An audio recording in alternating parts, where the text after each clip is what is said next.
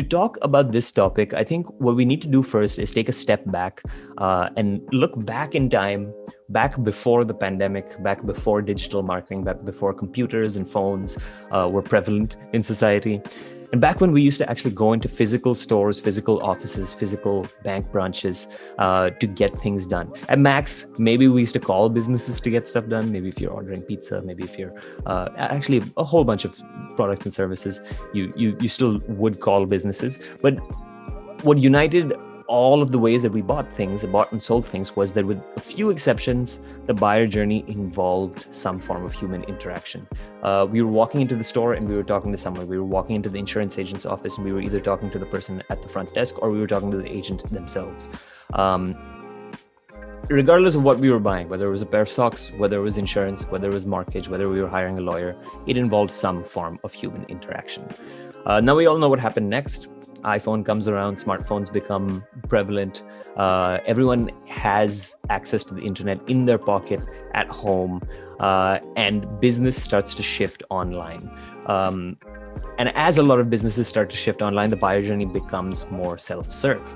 And you see this across industries. E-commerce is maybe the most perfect example of this, with companies like Amazon, where instead of walking into a store, having a store attendant walk you around to buy things, instead, what you have is you land on Amazon's website, you look through all of their listings, you decide what you want to buy, and then you check out.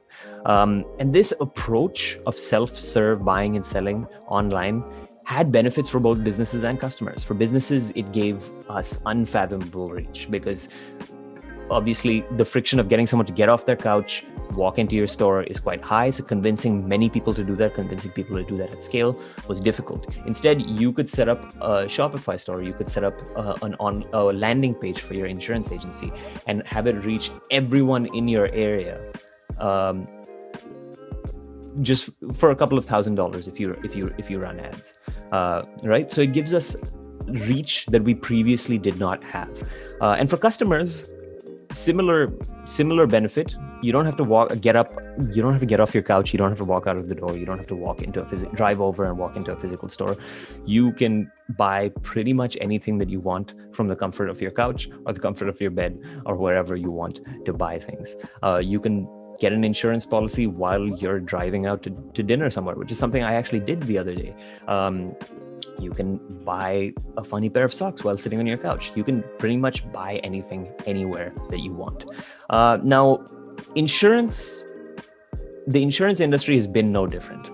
Insurance agencies are increasingly reliant on digital marketing as a channel for customer acquisition.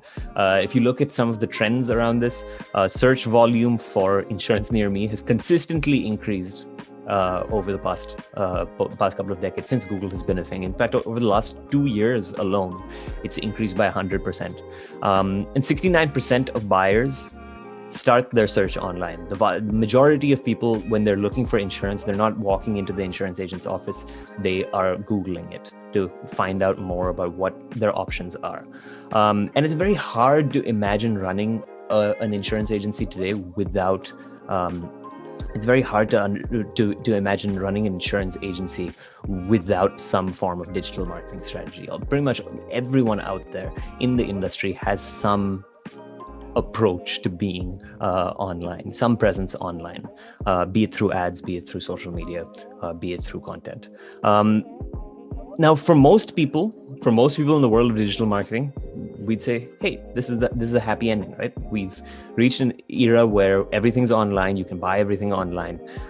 This is sort of this is the best outcome for everyone, best outcome for businesses, best outcome for consumers, right?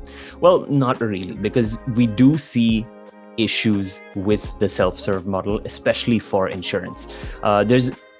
First of all, for insurance in particular, it's very difficult conveying value through a web page. Insurance customers are low information customers. And what I mean by this is the average person who's buying insurance isn't an insurance expert themselves. They need help making sense of what they are buying. I just bought auto insurance myself, and I had no idea what it was that I was buying, and I needed an insurance agent to walk me through exactly what it was that I was getting. And differentiating between insurance agencies can be hard because all the landing pages tend to look the same. And the end result is that pages don't really convert very well. Another issue is that digital fatigue is setting in across industries. Attention spans are dropping, competition is increasing, and traditional landing pages generally yield poor conversion rates. If you look across industries, conversion rates are consistently below 10%. In some industries, it's even below 5%. I think for insurance, it's a little above 5%, but that essentially means that the thousands of dollars that you spend per month to bring people to your landing page, 95% of that, 90% of it is going to waste. So when we're thinking about the diagram that we drew earlier, where we're getting more people from visitors to leads and then leads to clients, we see some of the cracks that emerge in this first stage of the journey. We see forms and walls of text, which are a landing page, essentially causing people to fall through the cracks and not convert from being visitors into leads. And the end result of this has been that insurance agencies have seen a continued reliance on the older customer service model of converting people. We can see this in the form of click to call. We can see this in the form of click to call CTAs on insurance websites. Or recently, I was buying auto insurance, like I just mentioned, and the minute I hit submit on my phone number on the website, I got a call from an agent, and the entire interaction continued online. And we see this across buyers across the industry, right? 74% of buyers start their search online, but only 25% of them end it online as well. And the great thing about using this customer service driven approach towards insurance buying and selling is that it addresses the issues that we were talking about earlier, right? Forms and walls of text, they disappear when you are talking to someone on the phone. So this should be a happy ending, right? We've addressed all of the problems that we talked about earlier. Well, it's close, but not exactly. The issue with human-driven customer service is that it's unscalable. As businesses begin to re-adopt customer service into their marketing strategy, they find that adopting a customer service-driven approach is expensive.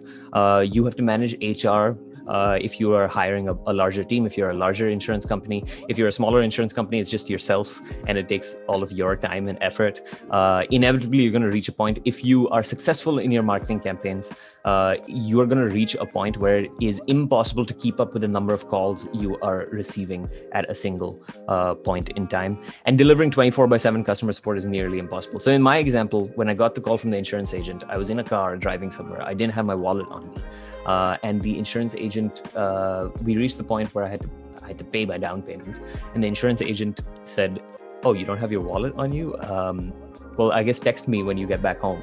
And it was a Friday night. I texted him at 11 p.m. and we finished the transaction at midnight, which kudos to him that he was up till then, but that's really going the extra mile. I mean, he's up till midnight on a Friday night waiting for me to give him a text so that we can complete this transaction. For most agencies, this is not something that they can do, and it's not something that they want to do. I don't think anyone wants to stay up till midnight on Friday night just to convert a customer. So what we've ended up with is a situation where we've addressed the issue of forms and walls of text, but we have another issue of cost and lack of 24/7 support. So what the dilemma of insurance lead gen is choosing between these imperfect options: human-based system that is a human-based system that is effective but expensive and disruptible, and a self-serve system that's unengaging but cheap. So what is the solution to this? The solution, as you might have guessed, is chatbots.